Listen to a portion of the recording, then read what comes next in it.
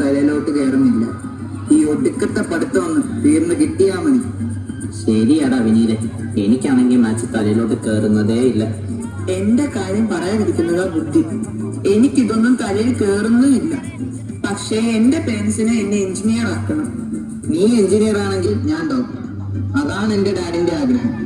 നമ്മൾ ടീച്ചേഴ്സും പാരന്റ്സും ഒക്കെ പറയുന്നത് കേട്ടില്ലേ, പഠിക്കുന്ന കാലമാണ് ജീവിതത്തിലെ ഏറ്റവും നല്ല കാലമെന്ന്. എന്റെ അമ്മോ,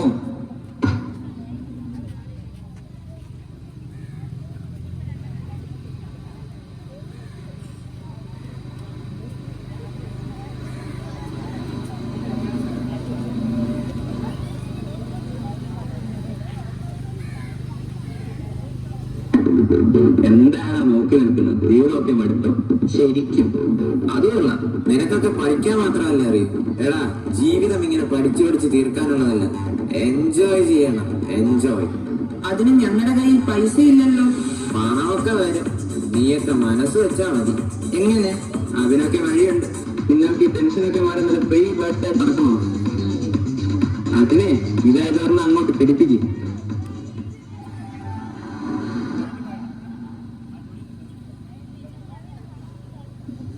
ശരി, ഞങ്ങൾ പോകുന്നു. ഉപയോഗിച്ച് നോക്കിയിട്ട് പറ എങ്ങനെ ഉണ്ടെന്ന്. നാളെ ഞങ്ങൾ ഇവിടെ കാണും, വേണമെങ്കിൽ വന്നോളൂ. പക്ഷെ വെറുതെ കിട്ടില്ല കേട്ടോ, നല്ല വില തരേണ്ടി വരും.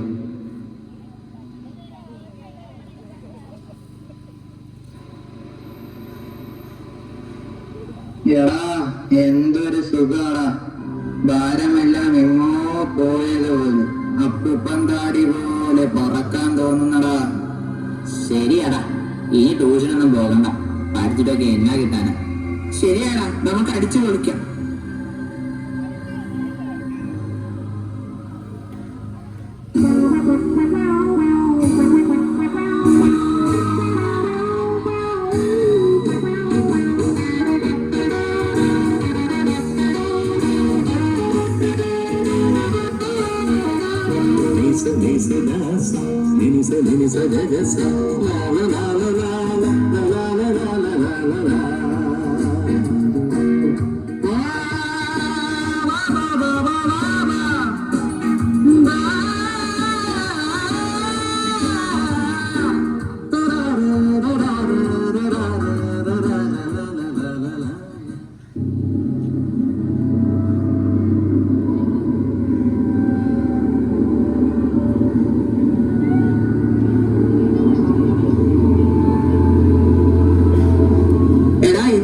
പ്രശ്നമായല്ലോ. ഒരു വക ക്ലാസ്സിൽ ശ്രദ്ധിക്കാൻ പറ്റുന്നില്ല. ഉറക്കം വന്നിട്ടിരിക്കാൻ വയ്യായിരുന്നു. ഞാൻ കണ്ടു നിങ്ങൾ രണ്ടുപേരും കിടന്നുറങ്ങുന്നത്. ഒരു കല്യാണത്തിന് പോയെന്ന് പറഞ്ഞതുകൊണ്ട് നീയൊക്കെ ഇപ്പൊ ടീച്ചറിന്റെ കയ്യിൽ നിന്ന് രക്ഷപ്പെട്ടു. അടുത്ത പ്രാവശ്യം പിടിവീഴാൻ നോക്കിക്കോ. അതൊക്കെ പോട്ടെ, ഇന്നലത്തെ സ്ഥലത്തെത്തണ്ടേ? കാശിന് ഇനിയിപ്പോ എന്തു ചെയ്യും? ഒന്നും ചെയ്യാനില്ല. ഞാൻ അമ്മയുടെ അലമാരയിൽ ഇരുന്ന 3000 രൂപ നൈസായിട്ട് ഇന്ന് അടിച്ചു മാറ്റി. നാളെ നിങ്ങൾ കൊണ്ടുവരണം കേട്ടോ. എന്തെങ്കിലും വഴി ഉണ്ടാക്കാം.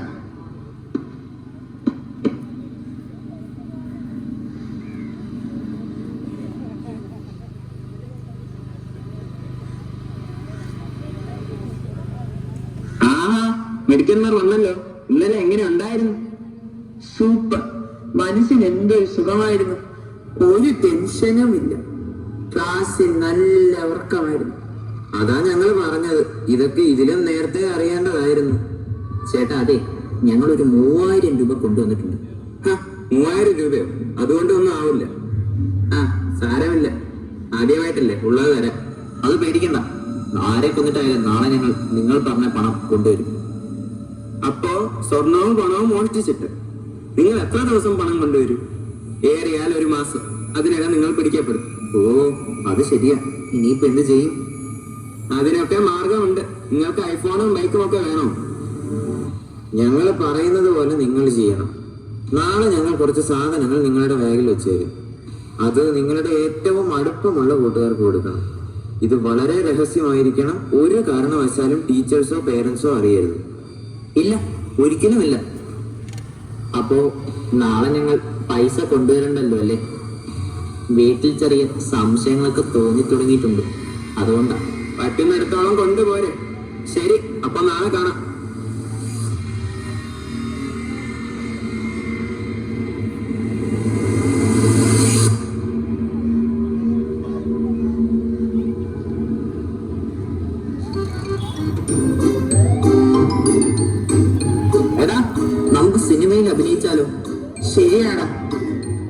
ജീവിത അഭിലാഷമാണിത്. ആ എന്തൊരു രസമായിരിക്കും.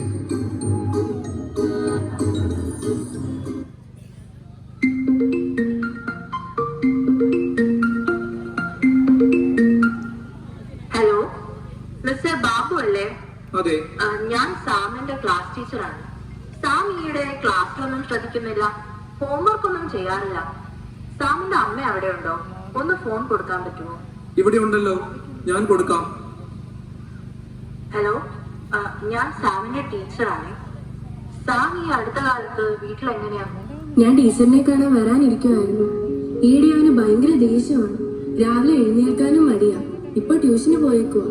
ട്യൂഷൻ ക്ലാസ്സിലും പല ദിവസം കയറുന്നില്ല എന്ന് ടീച്ചർ പറഞ്ഞു. മാത്രമല്ല ടീച്ചറെ, അവൻ പണം മോഷ്ടിക്കാനും തുടങ്ങി.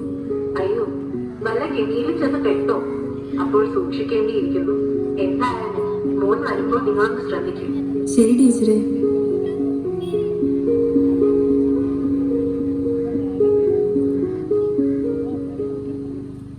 എടാ, അവിടെ നിൽക്ക്.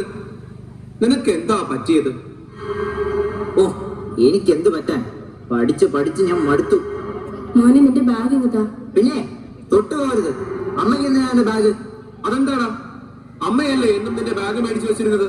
അതൊക്കെ പണ്ട്. ഞാനിപ്പോ കുഞ്ഞു വാവയൊന്നുമല്ല.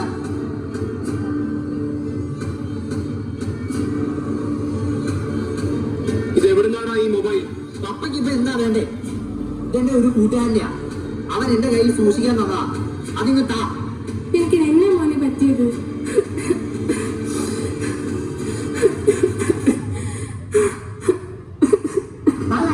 നിങ്ങളുടെ കള്ള കണ്ണീരൊന്നും എനിക്ക് കാണണ്ട. മര്യാദ ഫോണിൽ കൊടുത്താ.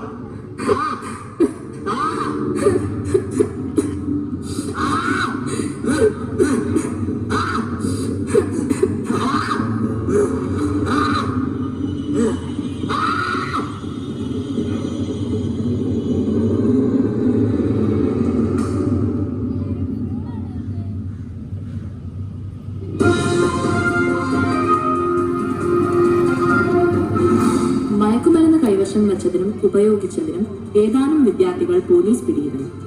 അവരെ ലഹരി വിമോചന കേന്ദ്രത്തിൽ അയക്കാൻ കോടതി നിർദ്ദേശിച്ചു.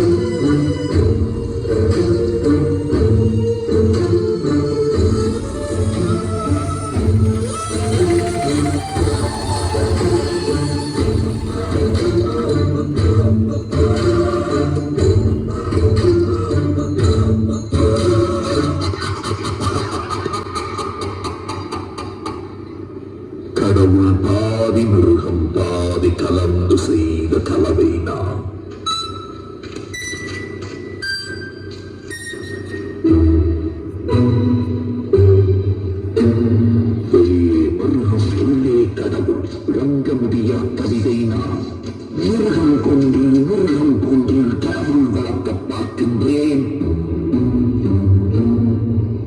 ஆனால் கடவுள் கொன்று உணவாய் தின்று மிருகம் மட்டும் வளர்கிறது.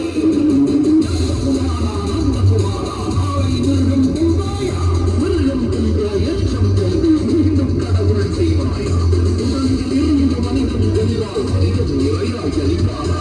மிருகஜாதியில் பிறந்த மனிதா தேவ சோதையில் களமாயா?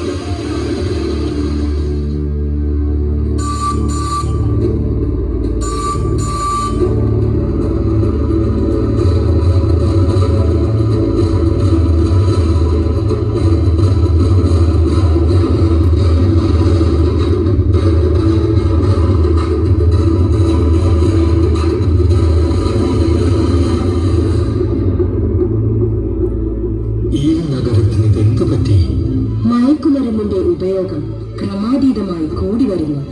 എന്താ ആരുമൊന്നും പറയാത്തത്? മിണ്ടാതെ സഹിക്കുന്നത് എന്തിനും സഹിക്കാവുന്നതിനും അപ്പുറമാണത്. ലഹരി വസ്തുക്കൾ ഉപയോഗിക്കരുത്, ഉപയോഗിക്കാൻ അനുവദിക്കരുത്.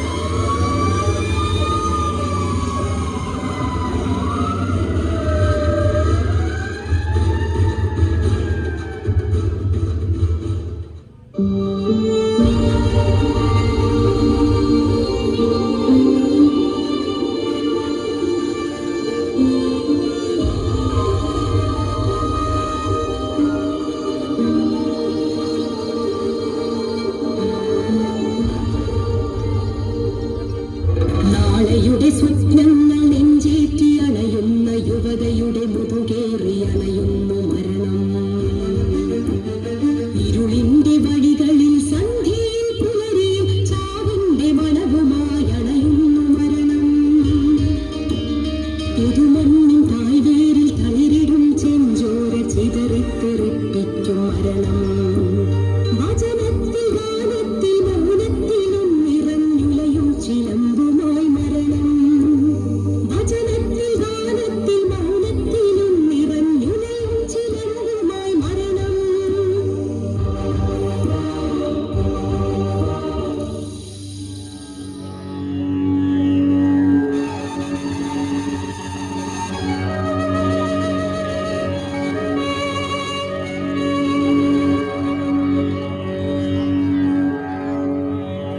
ആകാശവാണി തൃശൂർ, തിരുവനന്തപുരം, ആലപ്പുഴ. പ്രാദേശിക വാർത്തകൾ വായിക്കുന്നത് ശ്രീരേഖ. സമൂഹ മനസാക്ഷിയെ ഞെട്ടിച്ച വാർത്ത കേട്ടുകൊണ്ടാണ് ഇന്ന് തൃശൂർ നഗരം ഉണർന്നത്. മയക്കുമരുന്നിന് അടിമപ്പെട്ട വിദ്യാർത്ഥികൾ തമ്മിലുണ്ടായ തർക്കത്തിൽ ഒരു വിദ്യാർത്ഥി കൊല്ലപ്പെട്ടു. ഹൈസ്കൂൾ വിദ്യാർത്ഥികളായ 3 പേരെ പോലീസ് അറസ്റ്റ് ചെയ്തു. തുടർന്ന് പോലീസ് നടത്തിയ തിരച്ചിലിൽ നഗരത്തിൽ വൻ കഞ്ചാവ് വേട്ട. വിദ്യാർത്ഥികളടക്കം നിരവധി പേർ അറസ്റ്റിൽ. മദ്യവും മയക്കുമരുന്നും ഉപയോഗിക്കുന്ന കൗമാരക്കാരുടെ എണ്ണത്തിൽ ക്രമാതീതമായ വർധനയാണ് ഉണ്ടായിരിക്കുന്നത് എന്നും സമൂഹം ഈ വിപത്തിനെതിരെ ജാഗരൂകരായിരിക്കേണ്ടത് അനിവാര്യമാണ് എന്നും സിറ്റി പോലീസ് കമ്മീഷണർ അറിയിക്കുന്നു.